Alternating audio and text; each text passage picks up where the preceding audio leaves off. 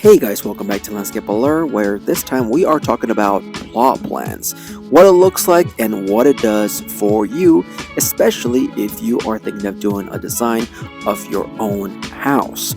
Now, if this is your first time here on the channel, we talk about design for landscape and also ideas that you can use to make your outdoor even nicer for your family or yourself. So now that we have that out of the way, let's talk about plot plans and what they look like and their purpose in this case for us. So a lot of things that they will do and a lot of information that it'll have, and some of that information is definitely going to be useful when you are doing your design. So when you go on Google, you can just put in what it looks like. You can just put plot plan, just press enter, and it'll give you all kinds of information. But we are going to be focusing on one of them that will give you a bit more details, especially what the cities or counties or whoever is in charge of planning homes, what they are going to require. And this is a lot of times is going to go via the builder or developer or the architects. So by the time they have this portion or need it, they will have it more or less ready for you. So this one is from San Fernando, and it kind of gives you a lot of the information that is required for this specific plot plan. One of them is going to be dimensions, so you can read it from here. The owner's name, property address, date, project description, and it's going to give you a lot more stuff that is going to cover the overall property. A lot of the things that you are going to want to focus is on the size and the lot coverage, but also where you have your setbacks. Now this is important because in many of the setbacks, either front, back or side setbacks, a lot of times you are going to have lines running through there. That might be an electrical line, water line, internet, phone, and that type of thing. Also, in a lot of the times, they will use this setbacks to have water exit the property, be it the front or the back. And this is very important, especially to not have any problems with your foundation in our house. You wouldn't want to have a puddle or anything that could damage your property by either sinking or having any water just standing and creating just pools of mosquitoes and that type of thing. You definitely don't want that. So here I am showing you what this kind of looks like, and it has all the information here. But if we look over here, you're going to have some information that is going to be important, like the scale. Over here just tells us where north is pointing, and also the scale to be 1/8 or equals 1 foot. And this will also be important when you are doing your design.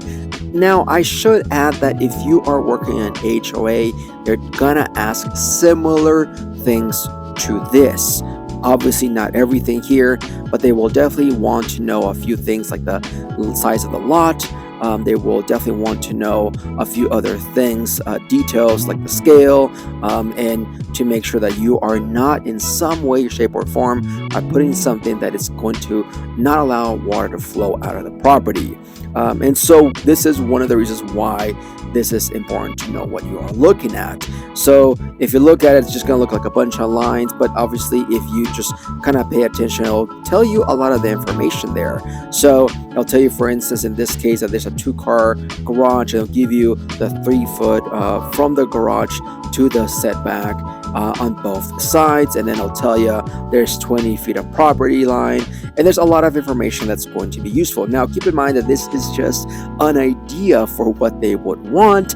Every house and lot property is different, but this will give you an overall idea as to what you are looking for. Now, once you are designing, you don't need to have every single measurement. In my previous videos, I've shown you how to put the measurements and how you can utilize them, especially if you are doing your own design. So you can have a layer where you can have that, and then just for a while you can just put it where it's invisible and it's hidden, and you are not seeing that layer, but you can always go back and see if what you are designing fits within your property. You wouldn't want to do a design where it takes over your neighbor's property, or you have about 10 feet where there's nothing and that's your property.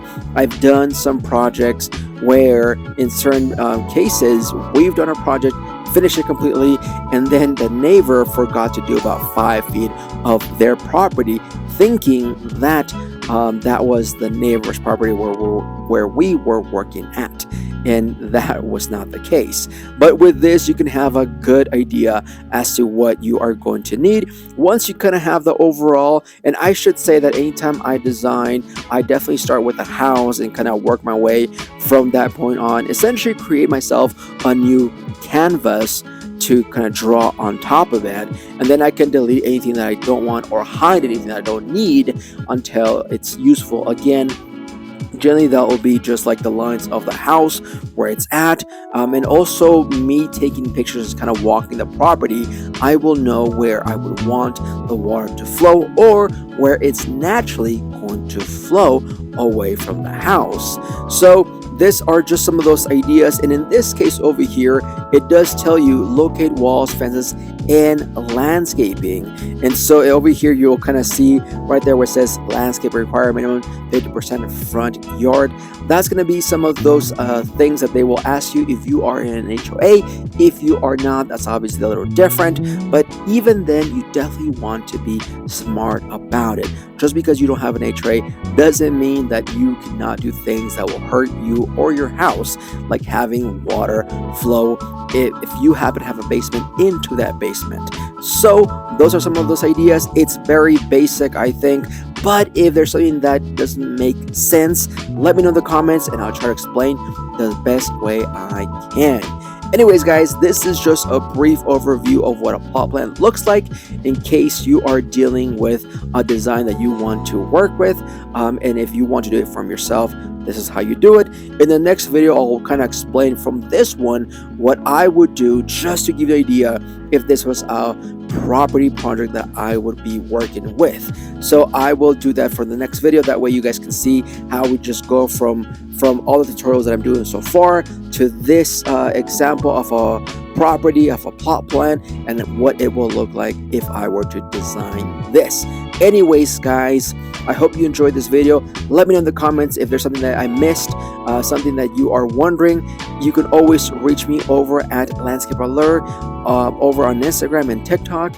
And don't forget the motto here, which is Dream, Design, Create. And I will see you guys on the next video. Take care. Bye.